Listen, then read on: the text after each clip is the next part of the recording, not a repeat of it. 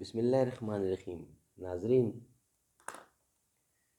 تیسرا ولاگ آپ کی خدمت میں حاضر ہے۔ قرآن کریم کا ترجمہ، تشریح اور تفسیر آپ کے سامنے پیش کی جا رہی ہے۔ صفحہ ہے 261، 261، ولاگ نمبر 3۔ ناظرین، رائٹر ہیں اس کتاب کے مفتی اعظم پاکستان حضرت مولانا مفتی محمد شفیع صاحب رحمۃ اللہ علیہ۔ سورت الفاتح سے لے کر سورت البقرہ تک پارہ نمبر 1 سے پارہ تیسرا اور رکوع 8واں معارف القرآن اس کا نام ہے، جلد ہے یہ اول۔ بسم اللہ الرحمن الرحیم۔ الحمدللہ وکفی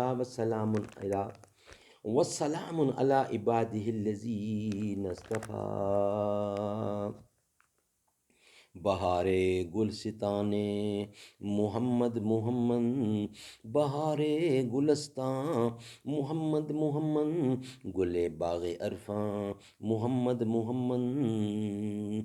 جس طرف چشمے محمد کے اشارے ہو گئے، جتنے ذرے سامنے آئے ستارے ہو گئے۔ جس طرف چشمے محمد کے اشارے ہو گئے، جتنے ذرے سامنے آئے ستارے ہو گئے۔ ناظرین، وی لاگ نمبر 3۔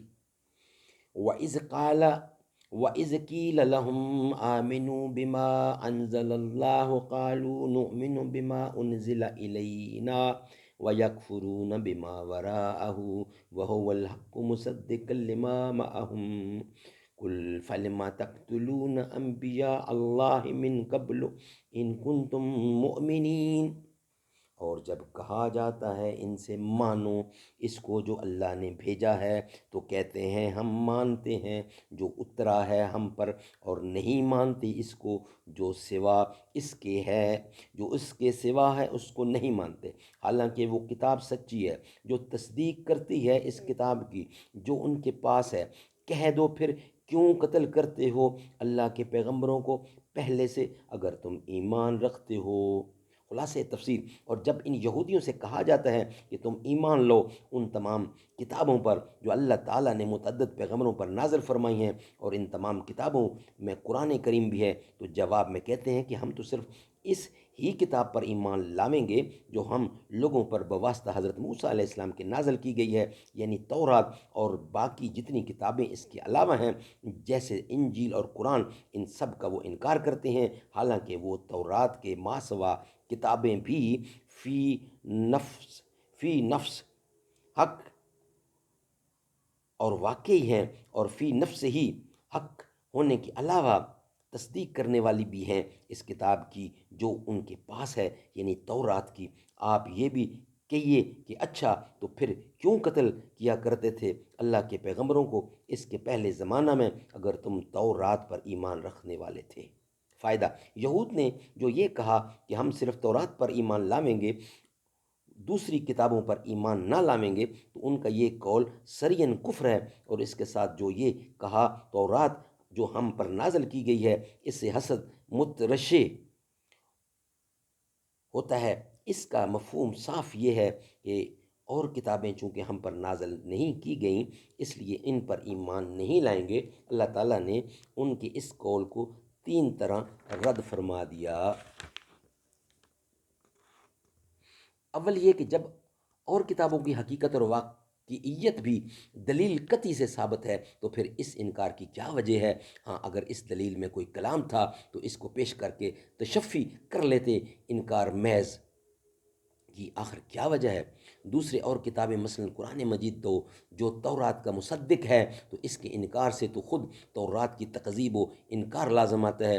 تیسرا یہ کہ انبیاء علیہ السلام کو قتل کرنا تمام آسمانی کتابوں کی روح سے کفر ہے۔ پھر تمہارے گروہ کے لوگوں نے جو کئی نبیوں کو قتل کیا جن کی تعلیم بھی تورات ہی کے احکام کے ساتھ خاص تھی، اور تم ان قاتلین کو اپنا پیشوا اور مقتدا سمجھتے ہو، تو براہ راست تورات کے ساتھ کفر کرتے ہو۔ اس سے تو تمہارا تورات پر ایمان کا دعویٰ بھی غلط ٹھہرتا ہے، غرض کسی بھی پہلو سے تمہارا قول و فعل صحیح اور درست نہیں۔ آگے بحث اور وجوہ و دلائل سے ان یہودیوں کا رد فرمایا گیا ہے، چنانچہ ارشاد ہوا ہے انشاءاللہ یہ ہم نیکسٹ ویلاگ میں آپ کی خدمت میں لائیں گے۔ آج کے 3 ویلاگ کمپلیٹ ہوئے، ویلاگ نمبر 4 میں انشاءاللہ آپ سے ملاقات ہوگی۔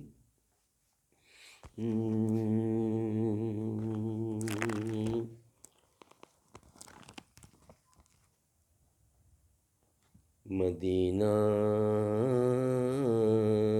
ہے جہاں پر، مدینہ ہے جہاں پر سید ابرار رہتے ہیں، دل مضطر ٹھہر جا یہاں تیرے غم خوار رہتے ہیں، مدینہ ہے جہاں پر سید ابرار رہتے ہیں، دل مضطر ٹھہر جا تیرے غم خوار رہتے ہیں، مدینہ ٹھہرنے والے ادب ملحوظ خاطر رکھ، یہاں پر سب جہانوں کے بڑے سرکار رہتے ہیں، وہاں کا روضہ انور بڑی ہی شان والا ہے، جہاں پر آقا مدنی کے دونوں یار رہتے